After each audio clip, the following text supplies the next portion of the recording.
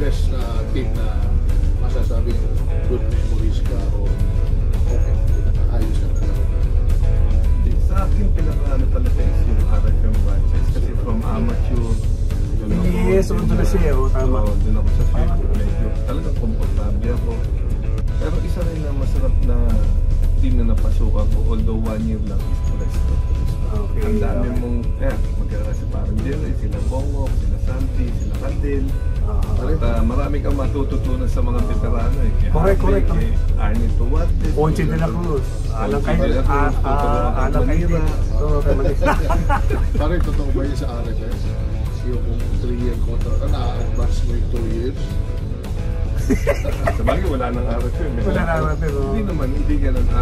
Madali lang. Madaling umadvance sa kanila. Pero at the same time, tinatanong din nila kung saan mo gagawin.